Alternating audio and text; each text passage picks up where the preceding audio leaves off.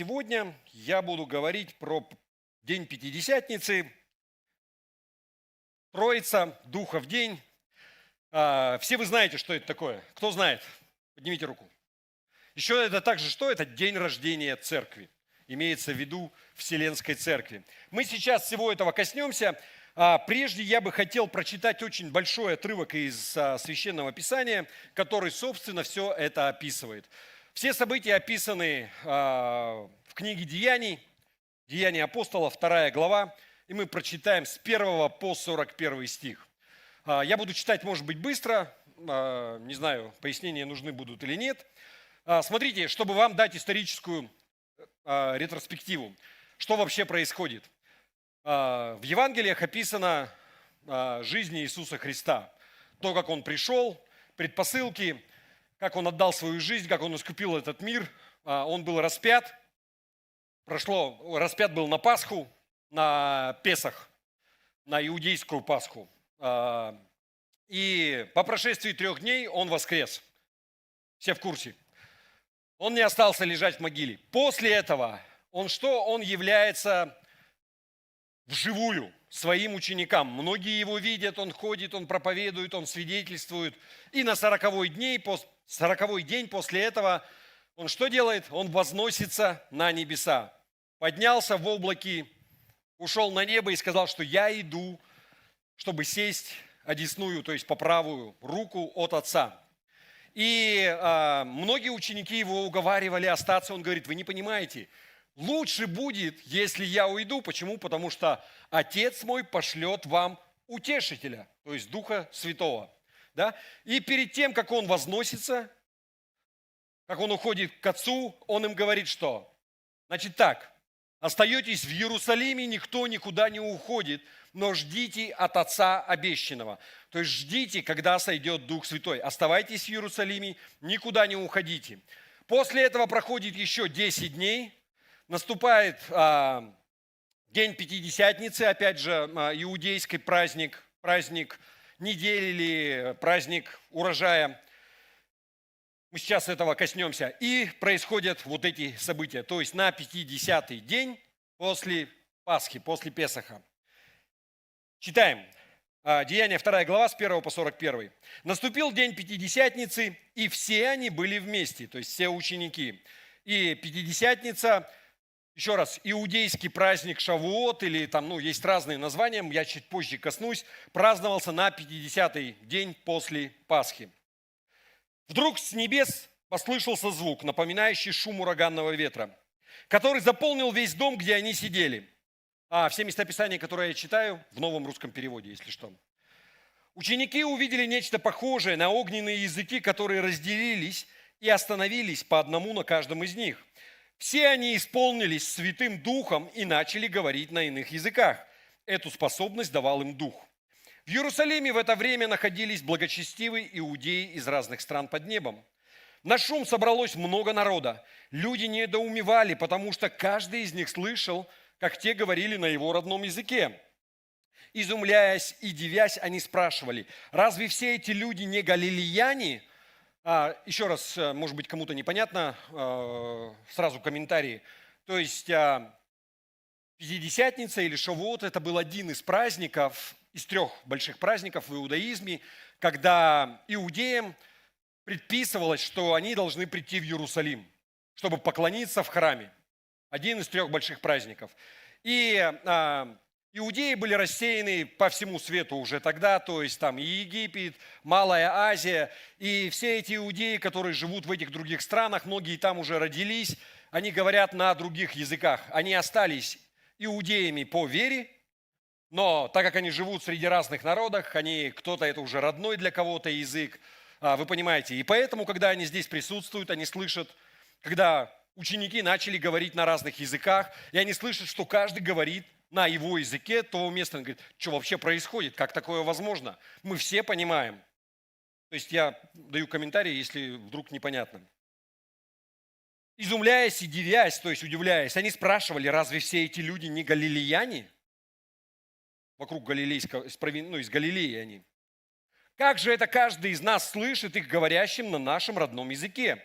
Среди нас есть парфяне, медяне, еламиты, жители Месопотамии, Иудеи и Каппадокии, Понта и провинции Азия, Фригии и Памфилии, Египта, окрестности Ливии, прилегающих к Кирене, жители Рима, иудеи, обращенные в иудаизм, критяне и арабы. И все мы слышим, как они говорят о великих делах Божьих на наших языках.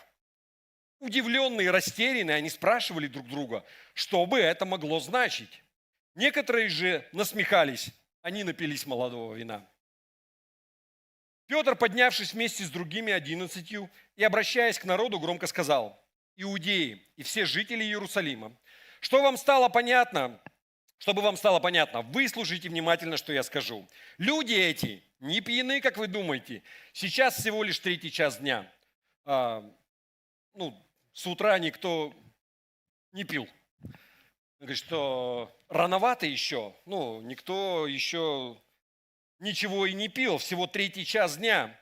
Но это исполняется слова пророка Иаиля. В последние дни, говорит Бог, я изолью духа моего на всех людей. Ваши сыновья и дочери будут пророчествовать, ваши юноши будут видеть видения, и вашим старцам будут сниться сны. Даже на слуг и служанок моих я изолью в те дни моего духа, и они будут пророчествовать. Я покажу чудеса в вышине небес и знамения внизу на земле. Кровь, огонь и клубы дыма. Солнце превратится во тьму, а луна в кровь перед тем, как наступит великий и славный день Господа. И каждый, кто произнесет имя Господа, будет спасен. Израильтяне, выслушайте, что я вам скажу об Иисусе из Назарета. Бог удостоверил вас в том, что послал Иисуса могущественными делами, чудесами и знамениями, которые, как вы сами знаете, Бог совершал через Него у вас на глазах. Его, преданного по замыслу и предведению Бога, вы, пригвоздив руками беззаконников, убили. Но Бог воскресил его, освободив из плена смерти, и смерть была не в силах его удержать. Давид говорит о нем: «Всегда я видел Господа перед собою, Он по правую руку от меня, и не поколеблюсь. Поэтому веселится сердце мое, и радуется язык, и тело мое будет жить надеждой. Ведь ты не оставишь мою душу в мире мертвых, и не дашь твоему святому увидеть тление. Ты показал мне пути жизни, ты исполнишь меня радостью перед лицом моим».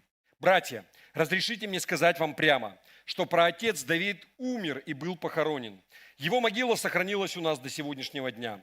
Он был пророком, и зная, что Бог обещал ему с клятвой возвести на его престол одного из его потомков.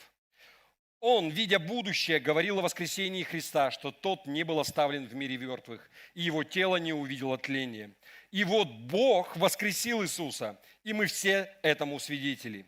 Он был вознесен и посажен по правую руку от Бога, и, получив от Отца обещанного Святого Духа, излил то, что вы сейчас видите и слышите. Ведь Давид не поднимался на небеса, но он сказал Господь Господу моему: сядь по правую руку от меня, пока я не повергну врагов твоих к ногам твоим. Поэтому пусть весь дом Израиля будет уверен в том, что этого Иисуса, которого вы распяли, Бог сделал и Господом, и Христом. Когда люди услышали это, их сердца стали терзаться муками совести. Они спрашивали Петра и других апостолов: «Братья, что нам делать?» Петр отвечал: «Покайтесь, и пусть каждый из вас будет крещен во имя Иисуса Христа для прощения ваших грехов, и вы получите в дар Святого Духа. Ведь это обещание относится к вам, вашим детям и к тем, кто вдали, ко всем, кто будет призван Господом, нашим Богом». И многими другими словами Петр убеждал их, говоря: «Спасайтесь от этого развращенного поколения». Те, кто принял его проповедь, крестились. В тот день присоединилось около 3000 человек. Итак, Дух Святой сошел, люди приняли крещение, получили крещение Духом, 3000 человек покаялось, родилась церковь. Это тот день, который называется День Пятидесятницы, собственно. То, что мы описывали. Пока я читал, я вспомнил, что я забыл кое-что сделать. Во-первых, у нас есть поздравление нашего начальствующего епископа, и у нас еще есть свидетельство. И сейчас мы послушали историю, мы сейчас к ней вернемся, но мы отмотаем назад, и мы посмотрим поздравление епископа, и мы посмотрим свидетельство Кати Гамбоевой. Хорошо? Давайте мы включим. Вы же в состоянии запомнить текст? 10 минут. Дорогие друзья, возлюбленные братья и сестры, драгоценная Церковь Христова, с великой радостью поздравляю всех нас с Днем Пятидесятницы, с Днем рождения Церкви. Мы с вами хорошо знаем эти строки из Деяний святых апостолов. При наступлении Дня Пятидесятницы все они были единодушно вместе, и внезапно сделался шум с неба, как бы от несущего сильного ветра, и наполнил весь дом, где они находились. И явились им разделяющие языки, как бы огненные, и почили по одному на каждом из них. Исполнились все Духа Святого. Деяния апостолов, 2 глава. В этом событии не просто история, в нем прообраз нашего сегодняшнего дня. Мы живем в мире, который часто называют новой Вавилонской башней. Мы видим, как технологии, политические амбиции и человеческая гордыня пытаются построить цивилизацию без Бога. Мы видим смешение языков в информационном потоке, где истина тонет в шуме фейков и страха. Мир кричит о глобализации, но при этом сердца людей разобщены, как никогда. Но посмотрите, что делает Господь в день Пятидесятницы. Он являет людям свой Дух. Когда Дух Святой касается человека, разрушаются барьеры. И если Вавилон разделил народы проклятием непонимания, то Сионская горница объединила их сверхъестественной любовью. Пророк Иаиль провозгласил: «И будет в последние дни, говорит Господь, излью от Духа Моего на всякую плоть». Это пророчество исполняется прямо сейчас. В эпоху гаджетов, искусственного интеллекта и цифровых сетей мы как никогда нуждаемся не просто в информации, а в силе. Современный христианин призван не к формальной вере, а к живому общению с Духом Святым, который делает нас свидетелями даже до края земли. Дух Святой – это не просто энергия или эмоция, это утешитель, личность, который ставит на нас печать искупления. Когда вокруг так много сиротства и одиночества, Он говорит нам: «Не оставлю вас сиротами, приду к вам». Друзья, сегодня Бог облекает церковь в свою силу. Огонь Пятидесятницы опаляет наши уста не для того, чтобы мы говорили на языках этого мира, на языках компромисса, успеха или потребления, но чтобы мы возвещали о великих делах Божьих на языке Его любви. Господь говорит каждому из нас, как некогда пророку: «Не воинством и не силою, но Духом Моим, говорит Господь Саваоф у пророка Захария». Пусть этот огонь сойдет сегодня на наши дома, на наши семьи, на нашей церкви. С праздником Великой Пятидесятницы, с днем рождения Церкви Христовой!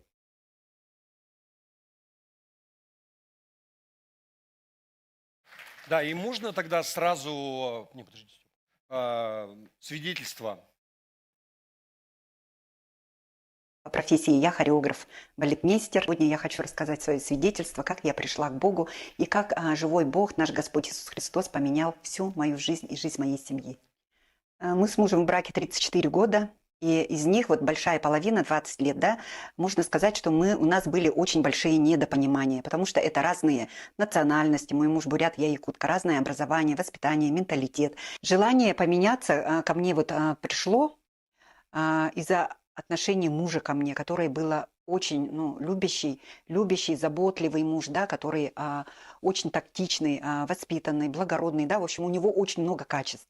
Я этим пользовалась, и я не могла вот этим же ответить ему. То есть не видела, как будто вот мои глаза были закрыты, да, я принимала это как должное. Муж должен заботиться, обеспечивать. Я к этому настолько привыкла, что иногда это, переходило в наглость некоторую. И видно было, что он очень сильно огорчался. Я хотела просить прощения, но, опять, как говорится, моя гордыня не могла произнести эти простые слова.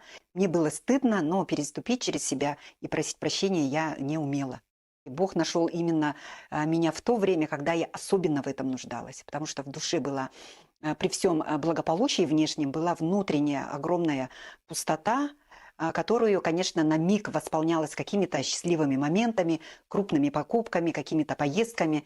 А вот это вот все это не приносило удовлетворения, душевного удовлетворения. После очередного какого-то достижения цели внутри опять была пустота. И в 2012 году через мою подругу я пришла в нашу церковь, Краеугольный камень. И когда пришла в церковь, я, конечно, ничего не понимала, ни проповеди, ни прославления, ни Библию. Мне было очень трудно читать Библию, я дала себе 2 месяца. Если через 2 месяца что-то во мне не откликнется, то я уйду из церкви. Но произошло чудо. И однажды после очередного воскресного служения я шла на остановку и вдруг увидела, что солнце светит по-другому, ручьи бегут веселее, трава ярче, да, зеленее. И вот с того момента я считаю, что начались какие-то духовные перемены, духовные переживания. Через 2 года после моего прихода в церковь к Богу. Муж тоже покаялся, он тоже был, он был буддистом, которых вот в этой религии воспитывает прямо с самого рождения. Сейчас я с полной уверенностью могу сказать, что мы с мужем и с детьми живем в полноте жизни. Полнота жизни – это ни с чем не сравнимые ощущения.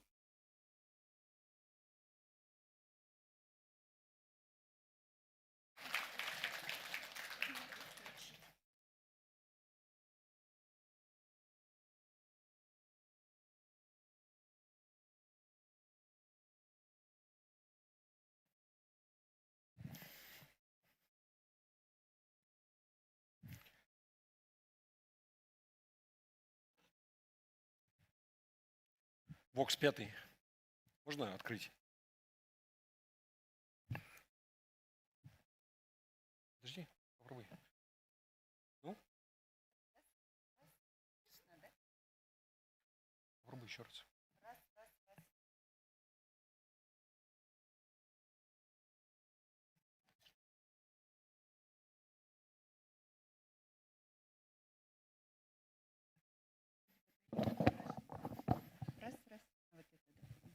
Добрый день, драгоценная церковь. Спасибо за внимание, да, вот, за то, что посмотрели свидетельство. Но вместить в 2 минуты это, конечно, нереально. Может, более подробно я расскажу на женском форуме 6 июня. 8 июня мы с мужем переезжаем на нашу вторую родину в Бурятию, в город Улан-Удэ.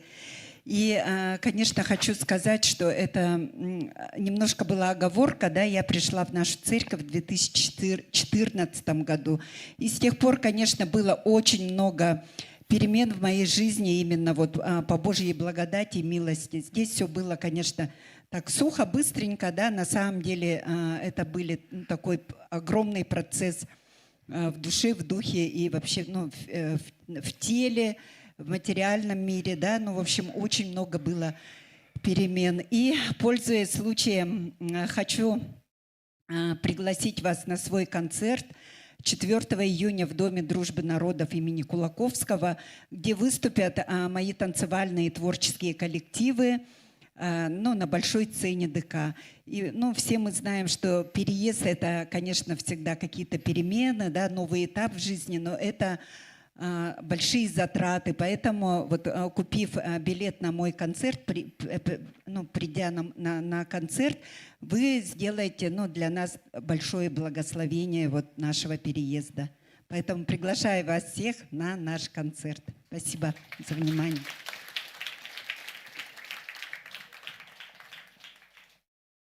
Слава Богу. Вот вы помните, мы как бы посередине проповеди. Начало. И можно попросить, может быть, хотя бы один ряд какой-то свет включить в зале? Потому что я никого не вижу. Не то чтобы, да, чтобы хоть какую-то реакцию. Итак, мы читали про День Пятидесятницы, день рождения церкви, было поздравление от нашего епископа. замечательное свидетельство. Возвращаемся обратно к проповеди. То, что мы прочитали, да? Все, что мы читали, все это произошло на день Пятидесятницы, который мы называем. И, как вы поняли, когда все это произошло, ну, прямо великий день был. То есть сильный ветер, огненные языки, которые опускаются. Люди начинают говорить на разных языках. Все просто удивлены. То есть чудеса и знамения происходят. И если посмотреть вообще на историю, на Священное Писание, Бог часто прибегает к таким вещам, чтобы привлечь внимание людей. Вы заметили? И на самом деле люди, они особо не поменялись. До сих пор, если посмотреть, что привлекает внимание людей, если происходят какие-то чудеса, все. То есть, какое бы там сильное учение ни было, слово, кому это вообще надо? Там чудеса. То есть, если ты хочешь, чтобы было привлечено внимание людей, что-то необычное, сверхъестественное, все внимание людей, оно там. В том числе сейчас также многие этим пользуются, но это то, что Бог, Он знает человеческую натуру, и то, что Он делал снова и снова для того, чтобы привлечь внимание людей. Если Бог хочет что-то донести, Он хочет, чтобы люди были сосредоточены. То есть вот они, все внимание, и потом идет послание. Вот почему в том числе, например, когда евангелисты современные, именно те, кто распространяет благую весть, у них часто происходят чудеса, которые дает Бог. Исцеления, всякие знамения и так далее. Почему? Потому что люди еще неверующие. Это привлекает их внимание, и после этого они открыты к Евангелию. Да? И какие вещи мы знаем в Писании? В Египте, когда Бог выводил израильский народ, пришли к фараону, фараон не отпускал. Вы знаете, потом там были знамения и чудеса, 10 казней египетских. У фараона точно, то есть как бы он привлек его внимание и вообще всего народа. А израильтяне, когда вышли из Египта, и они пришли для получения 10 заповедей. Тоже были там чудеса, знамения, молнии, огонь, дым, громкая труба и голос, который проговорил. Все просто в ужасе были, в таком благоговенном. Но дошло послание. Да? Был день, когда Бог затопил землю, был великий потоп. Когда смешал все языки, то есть Вавилонская башня. Вы знаете, стены Иерихона рухнули просто от того, что люди ходили и потом закричали, и стены города, они упали. Были чудеса, когда пророк Илия, вы помните, он призвал просто огонь на жертву, которую приготовил, которую пропитали водой, и вырыли ров с водой, все было, и огонь просто все пожрал. И так далее и тому подобное. Множество таких вещей. Единственное, что я хочу подчеркнуть, смотрите, Бог никогда не делает чудо ради чуда. Бог всегда делает чудо для того, чтобы что-то донести. А более того, чтобы что донести? Чтобы донести благую весть. И то, что мы читаем от события, мы читаем 2 главу, но в 1 главе, 8 стихе в Деяниях, там написано, что вы примете силу, когда сойдет на вас Дух Святой, но силу для чего? Что будете мне свидетелями. Я хочу вас подчеркнуть, Бог дает чудеса, Бог дает знамения для того, чтобы мы были Ему свидетелями, Иисусу Христу. Не для того, чтобы я выглядел круто. Посмотрите, что я могу. Люди исцеляются или там происходят какие-то чудеса. Бог не для этого делает. Не чудо ради чуда, но чтобы мы были Ему свидетельствами. Небольшое отступление. Итак, это то, что Бог делал в день Пятидесятницы. Он хотел, чтобы люди что-то поняли и увидели. Он делал знамения, чтобы привлечь внимание людей. Но что Бог хотел, чтобы люди, они поняли, чтобы они увидели? Самое первое, я верю, что Бог, Он хотел увидеть, что это был Его план от начала. Это было запланировано, это не было случайностью какой-то. Смотрите, Бог мог выбрать любой другой день для того, чтобы совершить вот эти события, которые Он запланировал. Но Он выбрал именно иудейскую Пятидесятницу, иудейский праздник жатвы для того, чтобы в этот день основать свою церковь. Почему? Первая причина, я верю, гарантированно была большая толпа в Иерусалиме. То есть, еще раз, Пятидесятница – один из 3 больших праздников в иудаизме, когда Божий народ должен был совершить паломничество. Вне зависимости, где ты живешь в мире, на этот праздник ты должен был прийти в Иерусалим для того, чтобы поклониться.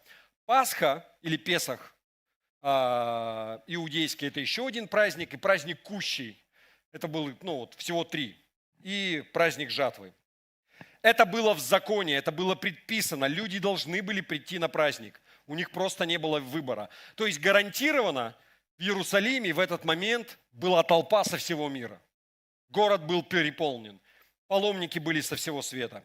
И во-вторых, я верю, что Бог выбрал Пятидесятницу, потому что в Божьем плане всегда было использовать эту дату для создания своей церкви.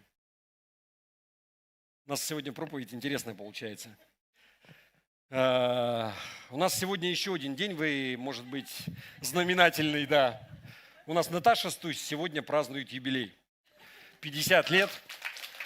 И мы сразу не знали. В общем, у нас, я не знаю, сегодня закончу. Нет, Наташ, можно тебя сюда? У нас такая сегодня проповедь, в общем, постоянно. Поздравляем тебя. Давайте мы помолимся за нее и продолжим, надеюсь. Отец Небесный, Господи, благодарим Тебя за нашу сестру во Христе Наталью.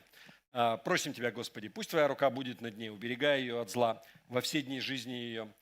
Господи, просим Тебя, благослови ее семью, благослови ее детей, ее мужа, Господи. Пусть будет мир и всякое устройство в их жизни, Господи. И пусть будет у нее мир в сердце, Господь. Благослови ее. Во имя Отца, Сына и Святого Духа пусть будет так. Аминь. Еще раз, с днем рождения, Наташа. Спасибо, дорогие, я вас всех очень люблю. Я перевожу, просто микрофон уже брать не будем. Слава Богу. Итак, дальше вернемся. Смотрите, еще раз. Праздник Пятидесятницы упоминается под несколькими разными названиями в Писании. То есть, конечно, Пятидесятница, потом также праздник Седмиц, это именно это. У меня есть места Писания, Исход, 34 глава, 22 стих, Второзаконие, 16:10. Праздник жатвы, праздник сбора урожая и день первых плодов. Числа 28, 26, Исход 23, 16. Это можно там найти. Но Пятидесятница – это от греческого «пентекосте», это 50-й. И почему? Потому что праздновалось через 49 дней плюс 1 день от Песаха, от Пасхи. И еще раз, это был праздник первых плодов. То есть как раз в это время собирали первый урожай пшеницы. Первые плоды, которые были, и согласно Ветхому Завету, в это время Божий народ праздновал первые плоды своего урожая. Все собирались, благодарили Бога за урожай на своих полях, приходили в Иерусалим, чтобы принести особые приношения в храм, и затем веселились, пели, танцевали пред Богом и пировали, хорошо проводили время. И еще раз, но день первых плодов, то, что вот они и собрали. И я верю, что Бог намеренно избрал именно этот день, чтобы отпраздновать первые плоды своей церкви. Вы понимаете, первый урожай. Потому что, я не знаю, вы понимаете, что до этого дня христиан в мире не существовало. Не было христиан вообще. И вот то, что мы видим, вот эти вот первые 3000 человек, вот она образовалась, первая церковь. Именно в этот день. И почему я говорю, что не было христиан? Это факт, это не просто какое-то заключение. Были верующие, да, Иисус ходил, у него были ученики.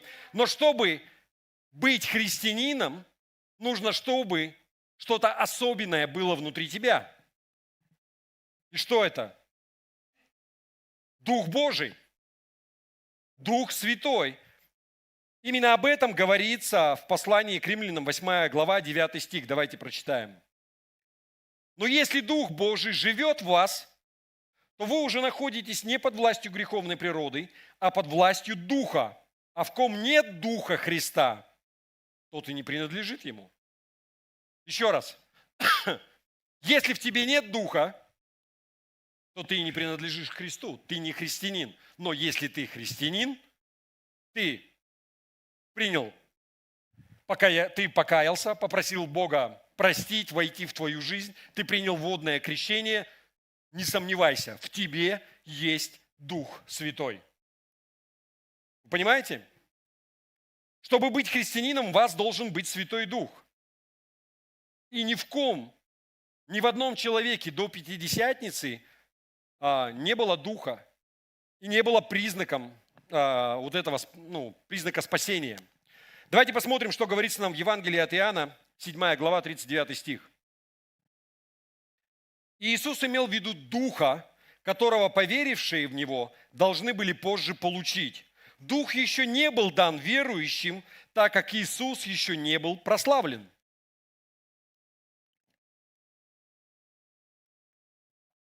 Итак, здесь говорится о том, что до того, как Иисус был прославлен, не было христиан. Что означает, что Иисус был прославлен? Он прославился, когда Он воскрес, и после Он вознесся на небо и сел по правую руку Отца. Вы со мной? И это произошло.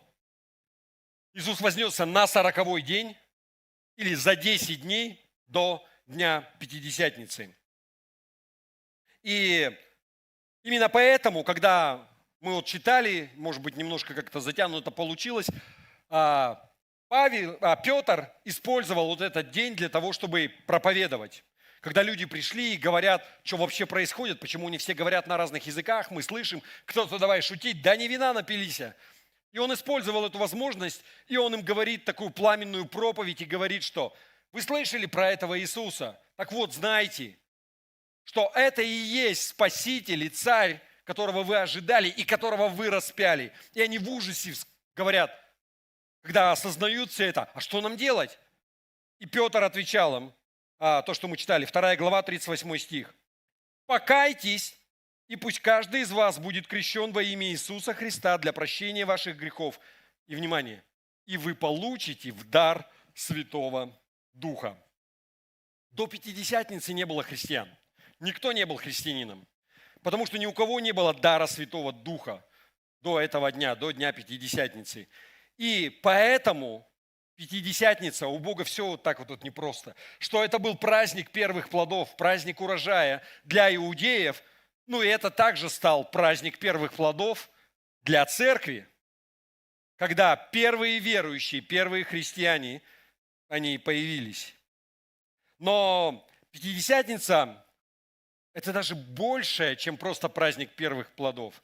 Он также был задуман Богом для того, чтобы начать распространять благую весть о том, что благая весть – это что? Хорошая весть, это радостная весть. О том, что нам, людям, не нужно заслуживать, зарабатывать каким-то образом восстановление с Богом и любовь Божию. Бог уже все предусмотрел. Единственное, что нам нужно, это поверить в Иисуса Христа и принять Его, потому что Он уже все совершил и Он уже все сделал.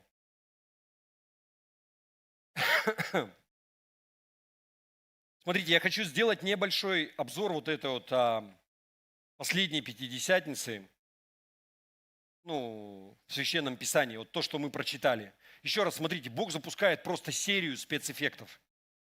Что-то невиданное. Громы, молнии, языки пламенные исходят, сильный ветер. Апостолы, которые начинают говорить на разных языках, которые никогда не изучали до этого, чтобы привлечь внимание людей.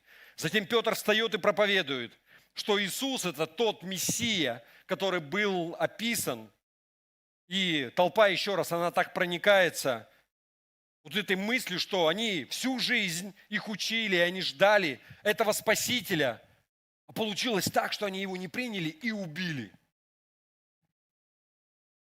И когда они осознают, что они натворили, еще раз, они говорят, что же нам делать? И Петр отвечает то, что мы прочитали. 2:38 Деяния. Покайтесь, и пусть каждый крестится из вас, будет крещен во имя Иисуса Христа для прощения ваших грехов, и вы получите в дар Святого Духа. После этого ученики крестят множество людей, да. Если кто-то был в Израиле, в Иерусалиме, кто-то может, знаете, я слышал такие вопросы, как возможно крестить 3000 человек в центре города? Вы знаете, что даже сейчас современные раскопки, южная стена у Иерусалима, все было предусмотрено. 3 праздника, когда люди в больших количествах, тысячи, десятки тысяч, сотни тысяч приходили в город, в том числе на этот праздник. И были специальные углубления, которые, ванны для омовения, для ритуального, которые назывались миква. На данный момент, вот я знаю, то есть есть 50 старых микв, которые были раскопаны. То есть человек не мог войти на территорию храма, прежде чем он не принимал ритуального омовения. И я к тому, что не было никаких проблем крестить 3000 человек там. Были специальные миквы, то есть ритуальные ванны. И вопрос еще раз, мы вот прочитали, сколько человек крестилось, приняло Христа и крестилось, и получило крещение Святым Духом вот в этот день, в Пятидесятницу? 3000 человек. 41 стих. Те, кто принял его проповедь Петра, крестились. В тот день присоединилось около 3000 человек. Я хочу, чтобы вы запомнили это число, потому что это число, оно тоже не случайным. Это последняя Пятидесятница, которая упомянута в Священном Писании, то, что мы читаем. То есть, это, еще раз, это был иудейский праздник, праздник первых плодов, Пятидесятница. Это последнее описание праздника, которое есть в Священном Писании. Но если есть последнее, значит, была когда-то и первая Пятидесятница. Когда была первая Пятидесятница? То есть, Пятидесятница означает 50 дней после Пасхи. Вопрос, когда была первая Пасха? Египет. Вы помните Песах, Пасха, которую праздновали иудеи, в буквальном смысле перевод означает «пройти мимо». Вы знаете, что в Египте иудеи должны были что сделать? Взять агнца, то есть ягненка, это как прообраз Иисуса Христа. Его закололи в каждом доме, брали кровь, мазали косяки, потом шел ангел смерти, и если косяк в доме был помазан кровью, ангел смерти проходил мимо. Если нет, то в каждом таком доме умер первый старший ребенок. Да, первенец умер. И в Египте был траур после этого. Но иудеи праздновали, потому что это был Божий план. Именно после этого фараон он отпустил израильтян из рабства. После того, что произошло. И вот первая Пасха, Песах, была, когда они вышли из Египта. Освежили память. Итак, первая Пасха состоялась в последнюю ночь пребывания Израиля в Египте. И 50 дней спустя, на 50-й день, первая Пятидесятница, где они были? Они стояли у Божьей горы. Там, где Бог, Он собирался им дать заповеди, 10 заповедей. Моисей поднялся на гору, получил от Бога 10 заповедей, 10 скрижалей, 10 каменных пластин, где были написаны заповеди, по которым Израиль должен был жить после этого. 40 дней не было Моисея. Он был 40 дней там на горе, и народ уже начал задавать вопросы. Что вообще происходит? Там стояло облако над горой, его не было видно. И когда Моисей спускается, он видит, что у народа творится что-то вообще непонятное. Они уже давно забили и забыли. То есть непонятно, куда он делся. Они сделали себе золотого тельца, истукана, идола, начали поклоняться ему. И Бог в гневе, Моисей в гневе и в шоке. И Моисей просто берет вот эти вот скрижали каменные, эти заповеди, эти пластины и просто разбивает их об землю в гневе. Дальше вы знаете, что произошло. Он, когда спустился в этот стан, все это увидел, он схватил этого тельца, золотого истукана, на который там весь народ скинулся золотыми украшениями, они его изготовили, и они ему поклонялись, что вообще мерзость перед Богом, да? Разорвал его на части, велел все это стереть в порошок, в золотую пыль. Взял этот порошок, высыпал его в источник воды, который у них был, ручей, и сказал: пейте и ешьте это, жрите это. И в Библии не написано, но непосредственно, по всей вероятности, были израильтяне, были мужчины, которые сказали, что мы не будем этого делать. Попробуй, заставь меня. И дальше происходит, тогда Моисей вышел и сказал: кто со мной, кто за Господа, встаньте по мою сторону. И все колено Левия, все левиты, они встали с ним. Давайте мы прочитаем. Исход 32 глава, 25-27 стих. Моисей увидел, что люди необузданы, потому что Аарон, это его брат, который был первосвященником, позволил им это на посмешище врагам. Он встал у входа в лагерь и сказал: кто за Господа ко мне? И вокруг него собрались все левиты. Он сказал им: так говорит Господь Бог Израиля, все опояжьтесь мечом. Он говорит: мечи возьмите, повешайте себе на пояс. Идите через лагерь от ворот до ворот и обратно, убивая братьев, друзей и ближних. То есть, кого они убивали? Тех, кто отказался. Тех, кто был против. И в этот день погибло огромное количество израильтян. Знаете, сколько человек погибло? 3000. Исход 32 глава, 28 стих. Левиты сделали, как повелел Моисей, и в тот день из народа погибло около 3000 человек. Вскоре после первой Пятидесятницы погибло около 3000. А в последнюю Пятидесятницу, которая описана, когда была образована церковь, 3000 человек были спасены. Как вы думаете, это совпадение? Совпадение? Не думаю. Просто это показывает вообще замысел Божий, насколько все у Бога переплетено и насколько все продумано. Но Бог хочет, чтобы мы увидели определенные истины.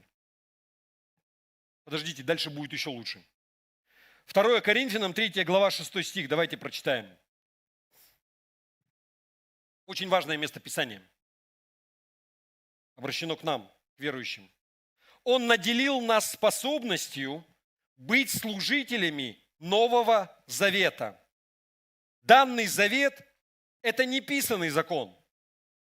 Нет, но он от Духа. Ведь буква убивает, а Дух дает жизнь. В синодальном переводе написано, что буква убивает, а Дух животворит. Или дает жизнь, творит жизнь. Смотрите, в первую Пятидесятницу после принятия закона люди умирали, люди погибли, была смерть. А в последнюю Пятидесятницу, когда Бог спас людей силой Святого Духа, люди получили новую жизнь. Понимаете? Разве не круто? Ранее я говорил, что Пятидесятница, это был день такой спецэффектов. То есть были чудеса и знамения, сильный ветер, языки пламени. Апостолы говорили на языках, которые никогда не изучали. Возвещали славу Божию всем, кто был поблизости. Все это классно. Сейчас, когда я в современных церквях также смотрю, когда, знаете, есть такая тенденция у людей, к сожалению, тянуться за чудесами. Ну, почему, к сожалению? Смотрите, чудеса, знамения, которые происходили, суть вся была не в этом. Вы понимаете? Это просто для привлечения внимания. Но не эта центральная часть, не в этом вся суть. Это просто для того, чтобы убедиться, что привлечь внимание людей. Но все это было для чего? Для того, чтобы Петр мог потом сказать свою проповедь и рассказать людям об Иисусе. Вы понимаете? Вот эти все чудеса, все знамения, все, что вот это вот происходило, да, это привлекло внимание людей. Может быть, кто-то, в том числе поэтому покаялся, но центральная часть, она была все равно не в этом. Петр встает, и он проповедует, и он рассказывает, что вообще происходило. Он указывает на Иисуса. Деяния, еще раз, 2 глава, 22 и 24 стих, то, что мы читали. «Израильтяне, выслушайте, что я вам скажу об Иисусе из Назарета. Бог удостоверил вас в том, что послал Иисуса могущественными делами, чудесами и знамениями, которые, как вы сами знаете, Бог совершал через Него у вас на глазах. Его, преданного по замыслу и предвидению Бога, вы, пригвоздив руками беззаконников, убили. Но Бог воскресил его, освободив из плена смерти, и смерть была не в силах его удержать». Вся суть была, чтобы подвести людей к Иисусу. Все дело было в том, что Иисус был Мессией, то есть Спасителем. Все дело было в том, что Иисус был тем, кто был обещан Богом, тем, кто исполнил все пророчества. Вся суть заключалась именно в Иисусе, который совершал великие чудеса, дела, знамения в том числе. Еще раз, вся суть в Иисусе, который пришел, умер за них и воскрес из мертвых, потому что смерть не могла удержать его. И когда он вот это вот донес, когда люди уже все, что же мы наделали? Он говорит, поэтому пусть весь дом Израиля будет уверен в том, что вот этого Иисуса, которого вы распяли, Бог сделал и Господом, и Христом. Это 36 стих. Смотрите, в Евангелии от Матфея в 16 главе Иисус спросил Петра, когда ученики к нему пришли и спрашивают, Господь, а ты кто? Ну, тебя там вот народ считает, кто-то, что ты Илия во плоти, кто-то считает, что ты там то-то, ты-то, то-то, а ты кем являешься? И он им говорит, а вы меня за кого считаете? И тогда Матфея 16 глава, 16-18 стих. Симон Петр ответил, ты Христос, Сын живого Бога. Тогда Иисус сказал, блажен ты, Симон, сын Ионы, потому что это было открыто тебе не людьми, а моим небесным Отцом. И я говорю тебе, ты Петр, и на этой скале я построю мою церковь, и врата ада не одолеют ее. То есть здесь небольшое уточнение, не в прямом смысле, что я построю церковь мою на Петре, но на этом вот откровении, которое ты получил, я построю церковь мою.